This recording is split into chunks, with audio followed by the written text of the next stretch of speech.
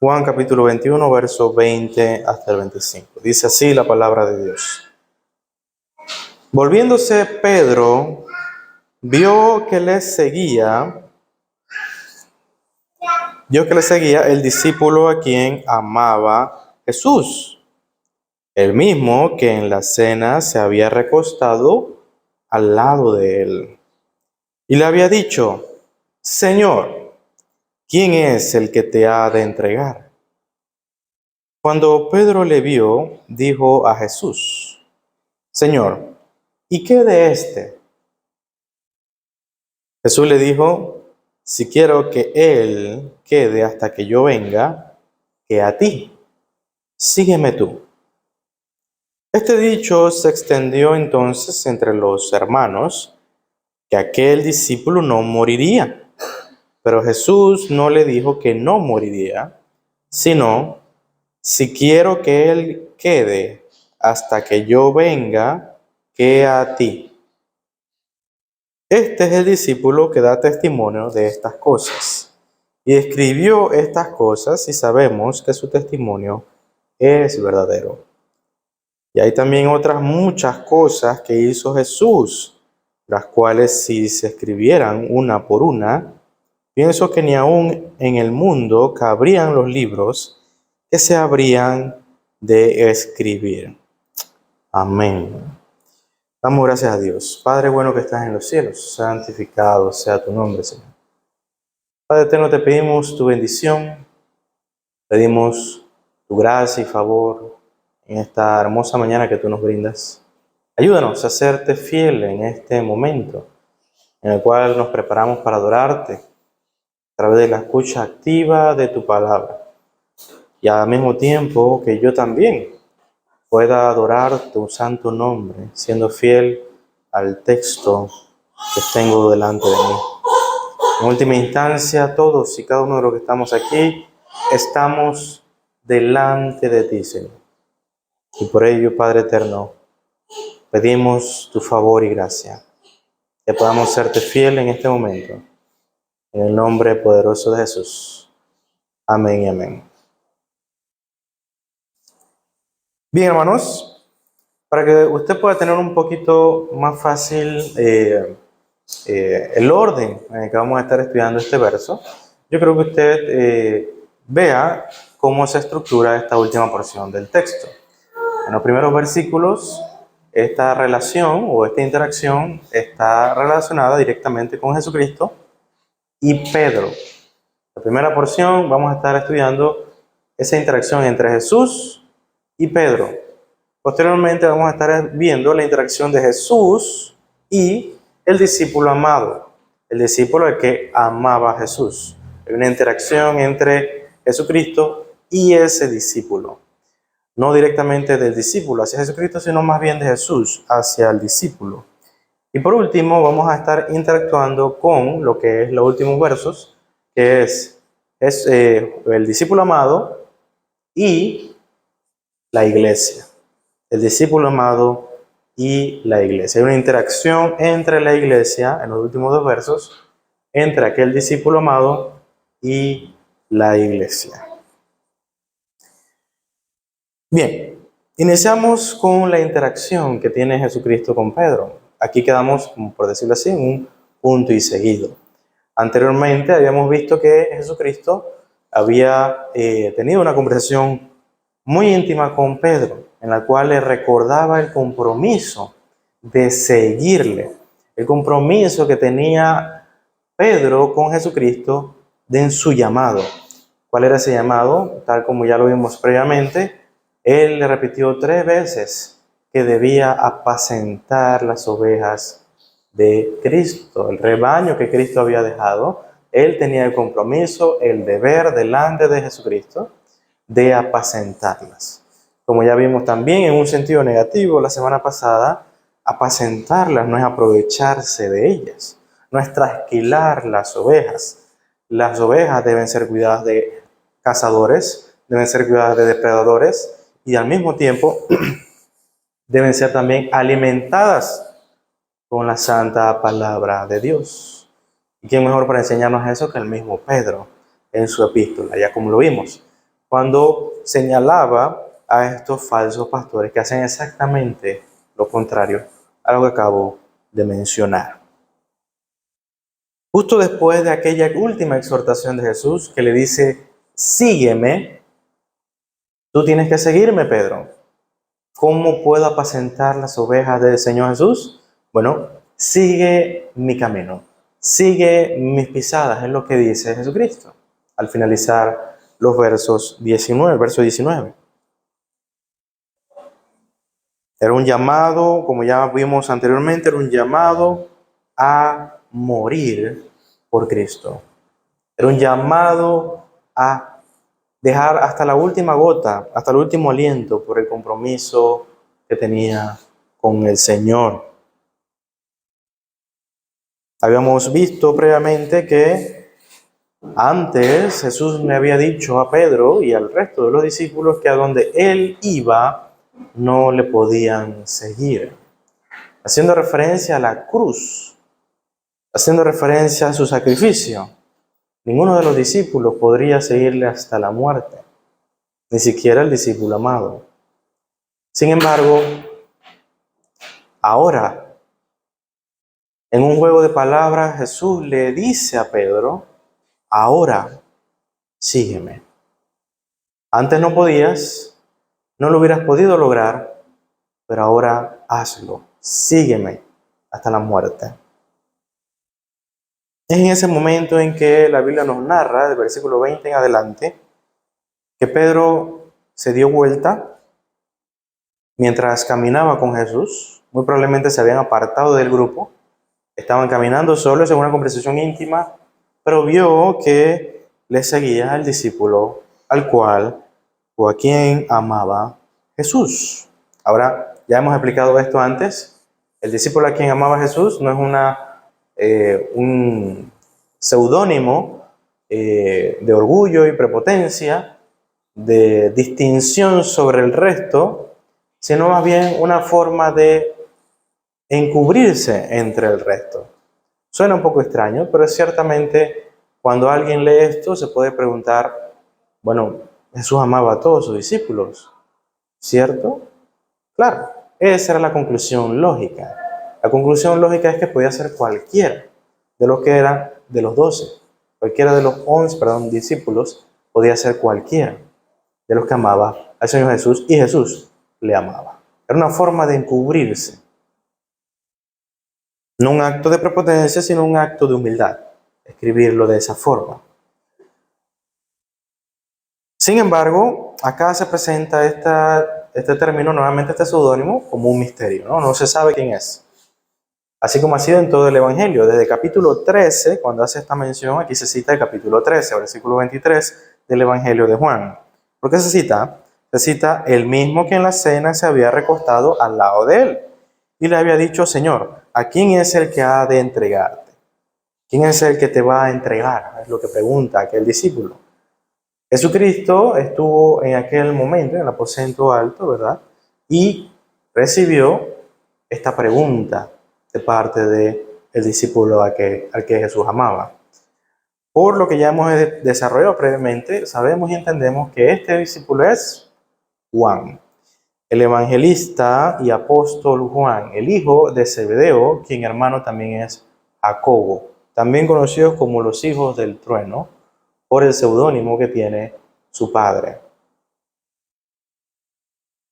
Pero Juan, ciertamente, a pesar de que este término no es un término de orgullo, ciertamente se distinguió del resto. Así como Pedro se distinguió del resto. Todos sabemos cómo era Pedro. Todos sabemos quién era Pedro. Es más, si Pedro fuese miembro de la iglesia, todos sabríamos ese es Pedro, ¿verdad? Por su forma de ser, su forma de hablar, su característica, su personalidad. Pero Juan se distinguió por otro tipo de personalidad. Aunque ciertamente en los primeros años, ¿verdad? Juan y Jacobo tenían ciertas presunciones también de parte de la familia, como, ¿verdad? ¿Cuáles van a estar a la diestra del Señor Jesús en el reino de Dios? ¿No? Uno a la derecha, uno a la izquierda, decían, ¿no? Se peleaban los puestos. Pero eran los primeros años de su peregrinaje con Cristo. Juan se distinguió porque él sí estaba siempre cerca del Señor Jesús. Sabemos que él fue uno de los privilegiados en estar en el momento en que se dio la transfiguración del Señor Jesús. Él fue uno de los 3 discípulos que fue a ese lugar. Él también fue uno de los pocos discípulos que estuvo hasta el final en el momento del huerto de Getsemaní, en un momento fatídico para el Señor Jesús. Ciertamente no se distinguió por ser un hombre de oración, porque como los demás se quedó dormido, pero estuvo allí. Tenía el deseo de estar allí con él. Y a diferencia del resto de los discípulos, Juan sí estaba en el momento en que Jesús fue crucificado. En el momento en que Jesús estuvo tendido en aquella cruz. Juan también, hemos visto acá, fue el primero en reconocer que Jesucristo había resucitado como él lo había prometido cuando vio la tumba vacía. A pesar de que Pedro llegó primero, Pedro lo que pensó fue lo peor. Pedro pensó, se robaron el cuerpo del maestro. Pero a diferencia de Pedro, Juan reconoció que esta era la demostración más clara de que Jesús había resucitado de entre los muertos como él lo había prometido. Así que ciertamente Juan aquí se distingue del resto. Es diferente. En una competencia podríamos decir, iba un paso adelante.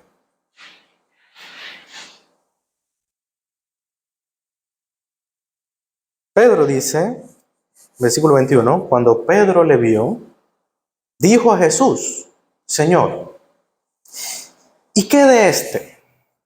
¿Qué de este discípulo, que es Juan? Ahora, demos un poco de contexto si lo hemos olvidado. Recordemos que Jesús le ha dicho a Pedro que llegará el día en el cual no se podrá valer por sí mismo, sino que necesitará de otros que le lleven a donde él no quiere ir. Será llevado a donde no quiere ir. Antes tú podías hacer lo que querías, ir a donde querías, ahora no. Llegará el momento en que serás llevado a donde no quieres. Esto es una expresión, para darlo un poquito más claro, no es una expresión de su vejez y que debe ser llevado en andadera o en silla de ruedas por otra persona, como alguno podría pensar, aunque es una gran analogía de eso. Aquí se refería específicamente, tal como lo dice Juan, a cómo iba a morir él. Pedro iba a morir siendo esclavizado, siendo apresado por soldados romanos y siendo en última instancia, tal como le dice la tradición y la historia, crucificado de cabeza. Pedro y nadie, ¿verdad? Seguramente abrazaría esta forma de ser llevado a la muerte de forma gustosa. Claro que sí, llévenme a la cruz. No. Ciertamente a eso se refería Jesús. ¿A eso se refería Jesús? Seguramente el deseo del apóstol Pablo tampoco era ese. El apóstol Pablo lo expresó. Si por él fuese, se quedaría con la iglesia para seguir predicando el evangelio. No por temor a la muerte, sino porque si por ello fuera, permanecerían vivos para la gloria y la expansión del reino de Dios. Esto era lo que había también en Pedro. Pedro, si pudiera escoger, no escogería la muerte, sino seguir expandiendo el reino de Cristo. Sin embargo, llegaría el momento en que él sería llevado a la fuerza de forma violenta hasta su muerte. Eso es lo que está diciendo Jesús a Pedro en el versículo 18 del capítulo 21. Ahora bien, ahora entendemos un poco más de la pregunta que hace Pedro. ¿Y este? ¿Cuál es el futuro que le depara a Juan? ¿Cuál es el destino que tienes preparado para él? A mí me gustaría saber. ¿Qué tal él? ¿Verdad? Eso es lo que pregunta Pedro. Y la interacción no ha terminado con Pedro. Esta es la interacción de Jesucristo con Pedro. Ciertamente, esta desviación de la exhortación de Jesús demuestra una cosa en Pedro. Que Pedro no ha entendido la exhortación de Cristo. Aún. Y usted dirá, ¿cómo es posible? Pues así mismo. Porque usted probablemente se sienta familiarizado con esto una vez que le traduzca esta escena. Este es Pedro, al cual le acaban de decir su futuro, su destino. Pero también le ha dicho una exhortación, un mandato, un precepto. Sígueme. Tú tienes la responsabilidad de hacer esto. Y tenemos a otras personas a nuestros lados, ¿verdad? No sé si alguno de aquí tiene hermano. Bueno, obviamente las niñas sí tienen. Y seguramente algo así ha pasado en ese entorno. Si alguien tiene hermanos mayores, menores, como sea, probablemente usted se vio en una situación donde su papá y su mamá le dijeron, fulano, David, yo tengo hermano, así que puedo ponerme de ejemplo. David, recoge esos juguetes, pero todos no son míos, esos son de, ¿qué te dije yo? Recoge los juguetes. Yo no te dije si tu hermano, si esto, si aquello, lo otro. David, friega los trastes, pero yo no he puesto ninguno de esos trastes ahí, yo no he comido nada todavía. Todo eso lo compró, todo eso lo hizo mi hermano. Friega los trastes. ¿Alguien se siente identificado ahora? Aquí lo que está pasando, en un sentido eclesiástico, hermano David, deseo que usted visite al hermano X que necesita ayuda con esto. Pero hermano, yo no tengo tiempo. Hay un hermano que David, hermano David, le pido que usted visite a dicho hermano que necesita ayuda con esto. Aquí Pedro está desviando la conversación. Pedro está desplazando su responsabilidad con otra persona. ¿Y cuál es el destino de Juan? ¿Y qué tiene que hacer Juan? ¿Qué le toca a él?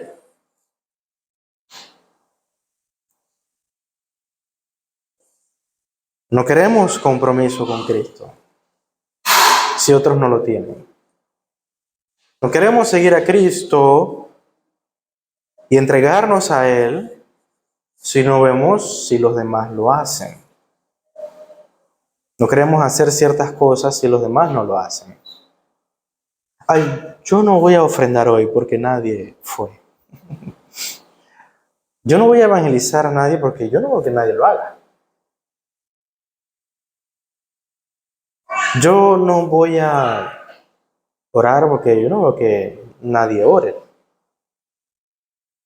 Voy a hacer lo mismo que los demás. O a este le dijeron esto y aquí me dicen otra cosa.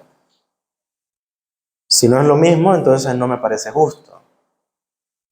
Digo, nosotros, los pecadores, somos fábricas de excusas. Buscamos siempre una forma de no seguir a Jesús.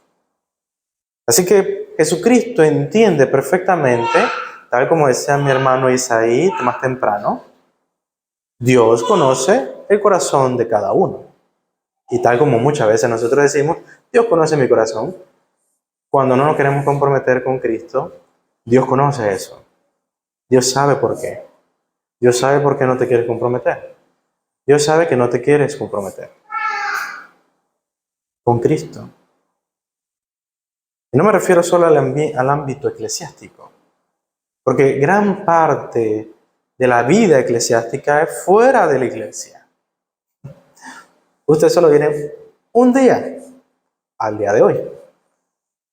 Pero la vida eclesiástica mayormente se practica fuera de ella, fuera de la iglesia, en su diario vivir, en toda la semana. Así que su compromiso va más allá de venir a la iglesia.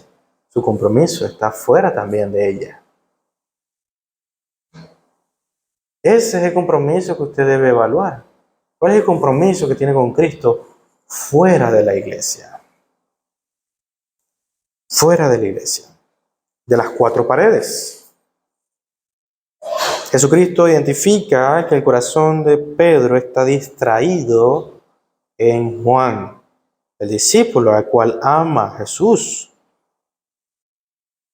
Y Jesús nuevamente repite la exhortación de forma más enérgica a Pedro y le dice, si quiero que él quede hasta que yo venga, que a ti. ¿Qué quiere decir Jesús con eso? Ahora, como siempre le digo, imagínese esta escena, mi querido hermano. ¿Por qué le digo que se imagine esta escena? Porque lo que hacemos aquí es conocer a nuestro Señor. Es estar allí. Y mi deseo sincero, aunque pueda ser ineficiente, es que en cada enseñanza usted se transporte a ese momento. Así como siempre le digo que cuando usted evangeliza, usted lleva de la mano a esa persona a la cruz del Calvario. Todo el camino al Gólgota. Esa es una forma de explicarlo. Ese es el evangelismo. Y llevarlo como un tour hasta la tumba vacía. Asimismo, mi querido hermano, quiero que usted vea este momento y conozca a su Señor, a su Salvador. Y que ante la distracción de su corazón, las excusas que puedan presentar su mente a Cristo, Señor, tú sabes, Señor. La forma en que Cristo actúa esto no es una forma, claro, yo te entiendo. Él no es así. Porque esto es grave. Es el alma de uno de sus discípulos, al cual Él ama infinitamente. Pedro. La reacción de Jesucristo a Pedro es la misma reacción, y bueno tener a tres madres aquí, la misma reacción que usted tendría si su hijo ve que va colocando una pluma, un alfiler en un enchufe. ¿Cómo usted reaccionaría?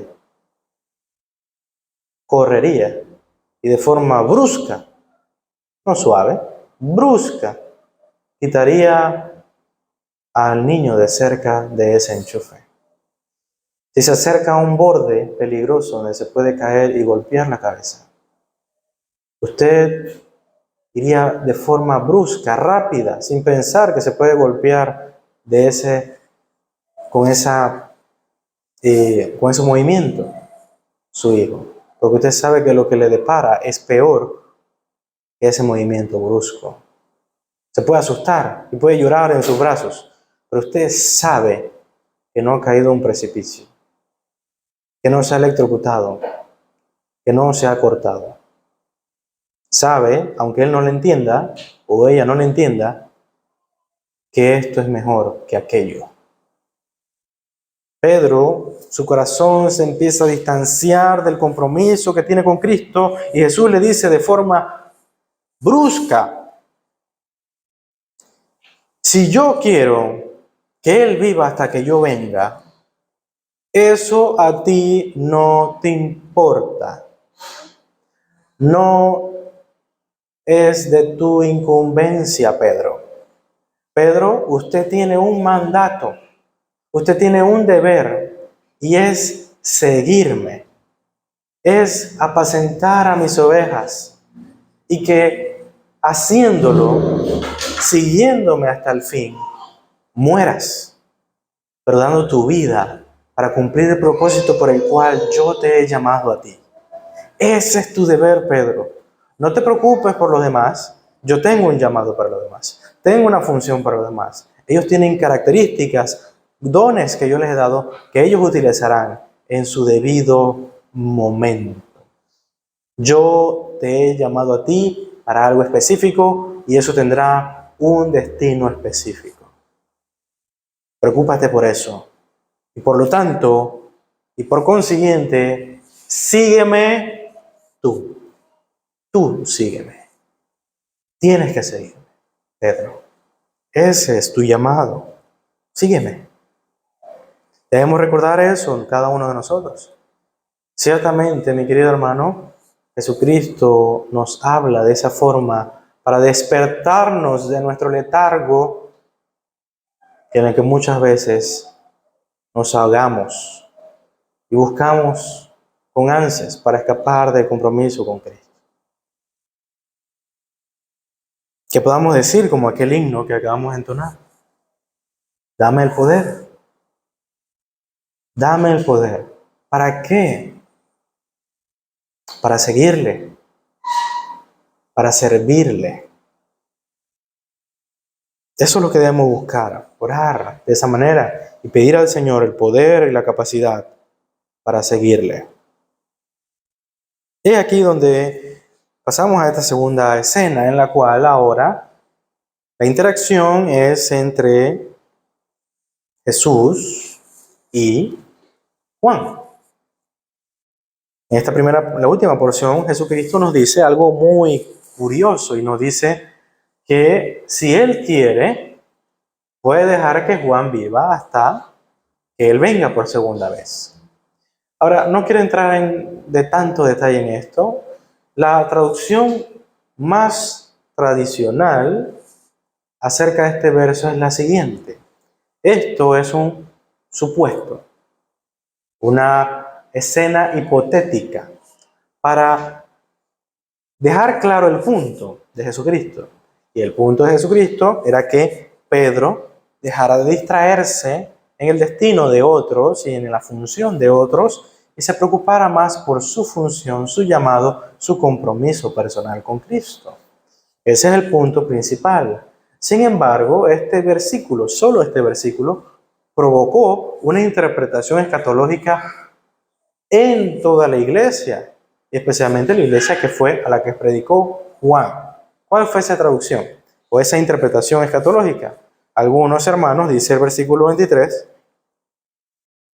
pensaron que Juan no moriría hasta que Cristo volviera por segunda vez. En otras palabras, Juan sería el discípulo que viviría hasta la segunda venida de Cristo. Bueno, sabemos todos que eso no ocurrió, ¿verdad? Juan murió en la isla de Patmos cerca del año 100 después de Cristo, pero murió por causas naturales, murió anciano, a diferencia de todos sus homólogos, discípulos y apóstoles de Cristo. La mayoría de ellos murieron martirizados. El apóstol Juan murió de viejo, ciertamente estaba aislado y podría decirse preso, esclavizado en esta isla, la isla de Patmos, pero no murió martirizado, no murió asesinado, murió por su edad. Ahora, la explicación tradicional es esa. La explicación tradicional es que Jesús no quiso decir que Él iba a vivir hasta que Cristo volviera. Y la iglesia estaba confundida. La iglesia pensaba, Juan murió, pero no hemos vuelto a ver al Señor Jesús. Ahora imagínense ese shock para la iglesia, porque habían entendido estas palabras como literales. Habían entendido que estas palabras de Jesús eran literales. Eran una promesa de que Juan viviría hasta que Él viniera. Ahora no quiero entrar, como dije, y me lo repito, es a mí, para no ir más allá, sobre el tema escatológico. Pero yo quiero que ustedes mediten mejor en esto. ¿No es curioso que Juan sea el discípulo que más vivió? Y no solamente eso, sino que el discípulo que más vivió después del año 70 después de Cristo. La mayoría de los discípulos murieron antes de este año. Y en el año 70 después de Cristo, todos ya hemos escuchado, probablemente de parte mía o en algún otro lugar, que en el año 70 después de Cristo, Tito Vespasiano, emperador romano, arrasó a Israel, a Jerusalén. La ciudad de Jerusalén fue devastada y el templo fue destruido por este emperador. Esto se fue considerado por muchos judíos y por muchos cristianos hasta el día de hoy, y también nosotros, como un juicio de parte de Dios por Israel, ¿Por qué? Por su negación constante y persecución de Cristo. Su rechazo de Cristo le provocó este juicio.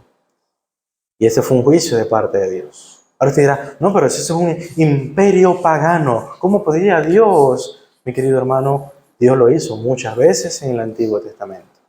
En el Antiguo Testamento no solo fue una nación, sino fueron varias naciones que arrasaron con Israel, apresaron a los judíos, llevaron en cautiverio a los judíos por su idolatría constante y persistente y rechazo a Dios. Y el lenguaje profético que se utilizó es que Dios vino en juicio. Ese advenimiento de Dios no fue un advenimiento literal. No fue que Dios vino y puso sus pies sobre la tierra y vino y cabalgó contra Israel. No.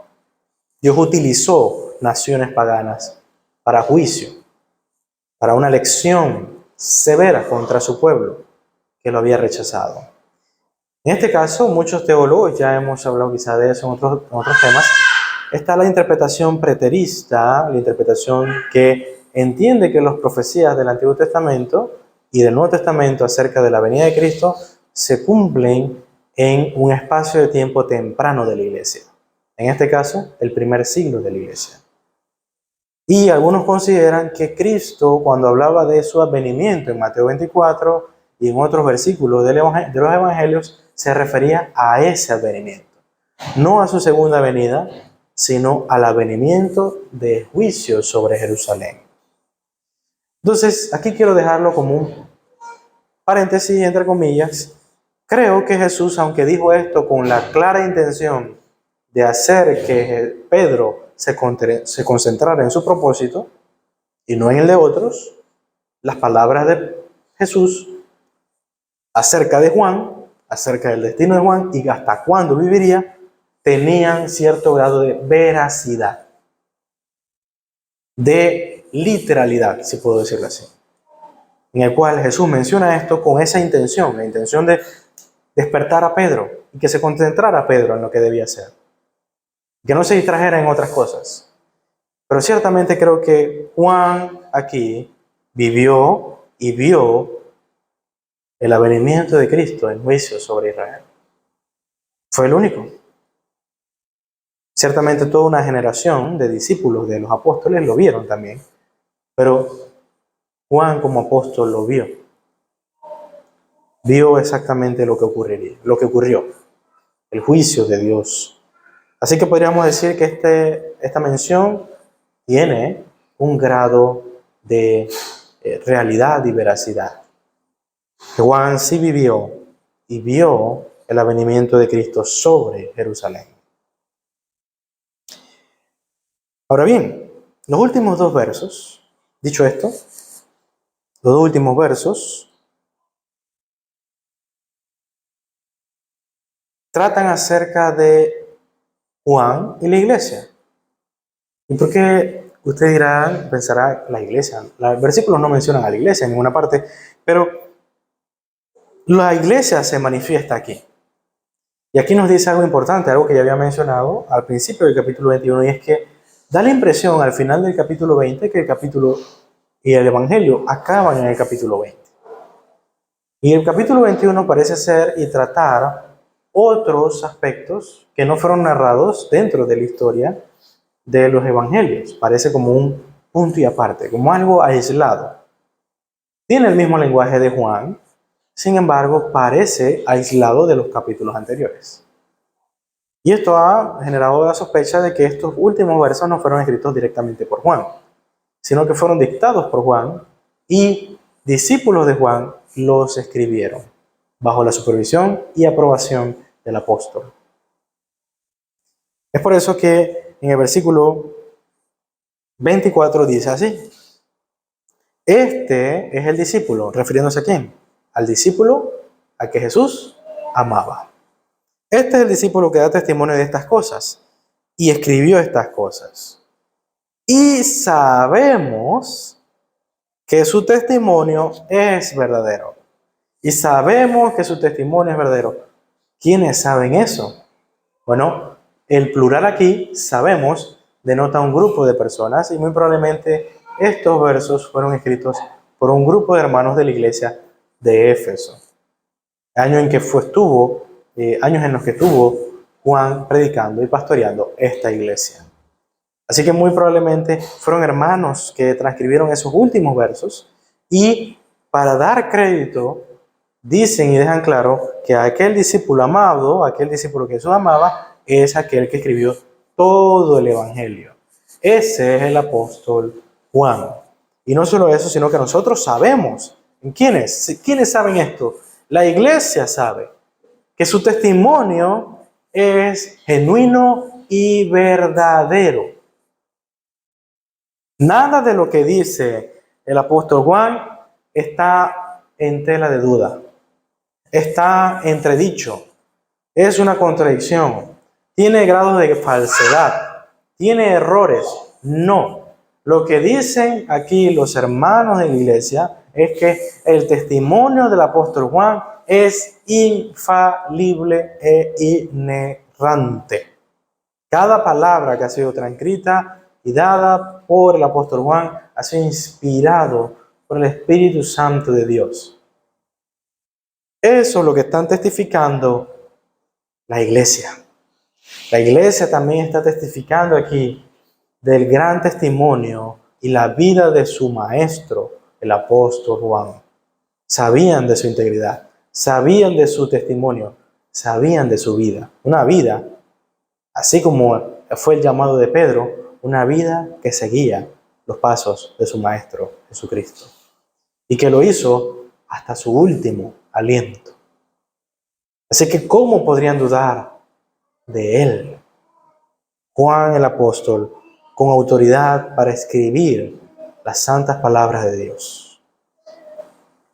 Esta era la base, el fundamento por el cual la iglesia afirmaba los dichos y escritos de Juan.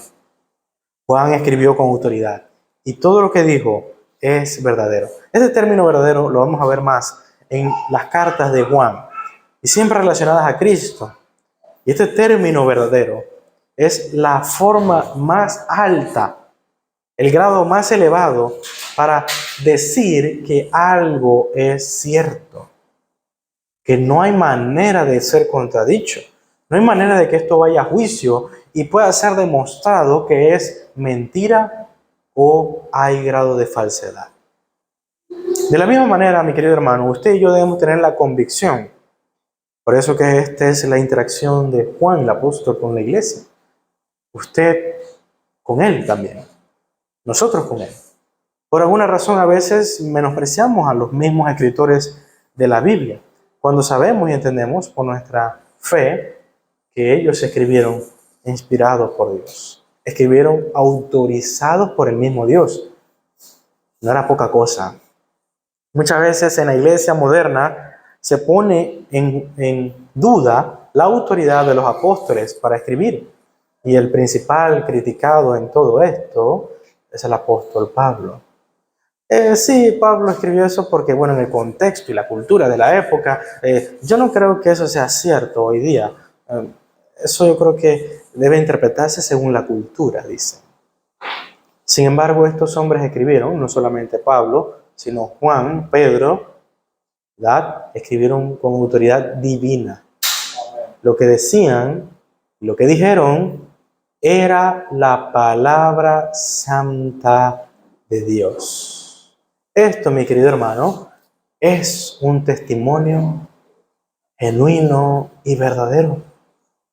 Lo que tenemos delante de nuestros ojos, lo que tenemos en nuestros hogares, lo que tenemos en nuestras recámaras, es un testimonio verdadero de Cristo Jesús. Todo lo que dijo acerca de Él, todo es verdad. Y antes de avanzar en este último verso, usted se preguntará, ¿qué dijo Juan? Un pequeño repaso de lo que dijo Juan acerca de Jesucristo. En el capítulo 1 nos dice que Jesucristo se encarnó. El Verbo tomó forma de hombre. Y esto es una gran verdad que debe ser repetida hoy día, debe ser afirmado hoy día. Porque aunque para nosotros sea imposible de creer, hay muchos que no afirman esta verdad. Jesús no pudo haber sido un hombre como nosotros, porque ser un hombre es malo, es inherentemente malo, ser materia. Esa era la herejía de la época de los griegos, que los griegos platónicos entendían que la materia era mala. Por consiguiente, Jesús no pudo haber tenido un cuerpo físico, porque sería inherentemente malo. Es por eso que en la primera epístola del apóstol Juan, él dice que todo aquel que es nacido de Dios, dice que él vino en carne. Porque era una herejía en la época, y no solo en la época, hasta el día de hoy, negar la encarnación de Jesucristo, negar el nacimiento virginal de Cristo. Es herejía. Y debemos recordar eso.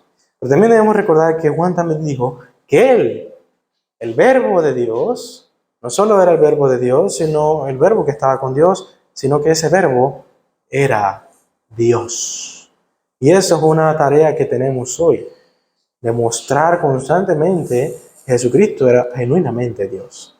Muchas son las herejías y sectas que se levantan contra la divinidad de Cristo hasta nuestros días. No solo en aquella época, hasta el día de hoy. También en la Biblia, en muchas ocasiones, y especialmente en el Evangelio de Juan, Juan es el que nos recuerda cómo las profecías del Antiguo Testamento son cumplidas en Cristo. A él se le llama profeta, porque a Moisés se le prometió que vendría uno después de él, que sería llamado profeta, que tendría la palabra de Dios en su boca. Y fue Jesús en el testimonio de Juan que dijo que su mensaje era del Padre. No solamente esto, había relaciones constantes. El apóstol Juan hace mucha relación con el Antiguo Testamento y dice, y deja claro, Jesús en una ocasión, en una intervención, dice, mi testimonio por mí mismo no es verdadero. Y todo uno dice, ¿cómo? Si testifico acerca de mí mismo, mi testimonio no es verdadero. ¿Pero qué quería decir Jesús con eso? Jesús quería dar a entender y recordarle a los judíos la ley de Dios. La ley de Dios dejaba claro que cualquier testimonio tenía que ser con alguien más.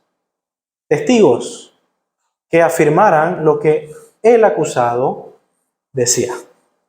Si era inocente o culpable, los testigos, en última instancia, dirían la información que es necesaria para decir si era culpable o era inocente. Esta era una norma, una ley clara en la nación judía. Y los judíos muchas veces la ignoraron. Muchas veces querían pasar y acusar y condenar, especialmente a Jesús, sin ningún testigo. Pero ¿por qué Jesús decía eso? Jesús lo decía porque quería afirmar su mensaje. Y la razón por la cual quería afirmar su mensaje era a través de otros testigos. Y usted se preguntará, ¿quiénes eran los testigos de Jesucristo? Bueno, yo tengo un testigo que está por encima de todos, decía Jesús. Ese es mi Padre. Ese era el testigo de Jesús. Ese era el testigo del Hijo. Y no hay testimonio más verdadero que el testimonio del Padre. Imagínense a los judíos tratando de cuestionar el testimonio del que ellos decían era su Dios. Ese era el argumento indestructible del Hijo, que cada vez que lo veo digo, es increíble cómo Jesús jugaba con estos argumentos y destruía los falaces argumentos de sus opositores. Su conocimiento iba mucho más adelante que el resto. Y debemos siempre tomar en cuenta eso. Esto es lo que Juan dijo. Y si debemos buscar y entender de dónde emerge la veracidad de este testimonio, lo encontramos en Dios mismo. Es Dios mismo quien ha dado testimonio en este evangelio. Es la palabra de Dios. Y esto es lo que le da su contenido innegable e irrefutable de que es verdad. Jesús murió a los 3 días en la cruz. Y después de los 3 días, resucitó de entre los muertos. La tumba estaba vacía. Esta es la palabra de Dios, verdadera, santa. El último versículo dice así. Probablemente los discípulos de Juan escribieron esto. Y hay también otras muchas cosas que hizo Jesús, las cuales, si se escribieran una por una, pienso que ni aun en el mundo, cabrían los libros que se habrían de escribir. Hace un momento entonamos un hermoso himno, el himno 63, Oh amor de Dios, que en una de sus estrofas trata de emular la hipérbole que se lee aquí. Y permítame leer esa versión del himno, que dice así: si fuera tinta todo el mar, y todo el cielo un gran papel, y cada hombre un escritor, y cada hoja un pincel, nunca podrían describir el gran amor de Dios, que al hombre pudo redimir de su pecado atroz. Mi querido hermano, esta hipérbole utilizada por Juan y sus discípulos no quiere decir que todas las obras de Cristo no pueden ser condensadas en un tomo, las obras de su ministerio terrenal. Sin duda alguna podrían, claro que sí. Pero lo que los escritores aquí, Juan, quieren decir es que no se puede describir en tinta y papel la grandeza, la profundidad, la altura del significado de las obras de Cristo en un tomo. En todos los libros de la humanidad no podrían ser condensados la grandeza y la profundidad de lo que Cristo hizo por nosotros, de todas las obras que Cristo hizo. Hay muchas más cosas que podríamos decir, dicen los autores aquí, pero no se podría describir. Mi querido hermano, lo que nos están diciendo estos autores es, tal como dice este himno, que su amor va más allá de nuestro entendimiento. Su soberanía va más allá de nuestra comprensión. Su santidad es más alta que nuestros pensamientos. Sus planes y su consejo no se comparan a los nuestros.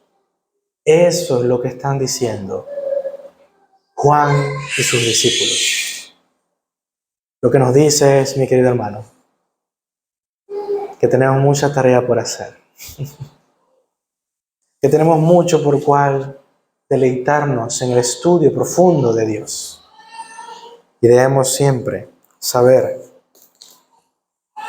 y entender que siempre que pensemos que hemos entendido el amor de Dios, sus actos por nosotros, su consejo por nosotros, sus preceptos y mandamientos, siempre que pensemos que lo hemos entendido todo, recordemos que nosotros somos finitos y Él infinito. Y que siempre, en última instancia, podremos aprender algo más de Él. Algo que no sabíamos de Él. Este es su testimonio. Un testimonio para nosotros y para nuestro bien. Un testimonio verdadero. Demos gracias a Dios. Padre bueno que estás en los cielos, santificado sea tu nombre, Señor. Te bendecimos, te exaltamos y te glorificamos por este tiempo y por la oportunidad de poder culminar con el estudio y predicación del Evangelio de Juan. Ayúdanos en lo que viene. Ayúdanos en nuestros estudios más adelante, a que podamos siempre aprender de ti cada día más y ser más como tú, Señor. En el nombre poderoso de Jesús. Amén y amén.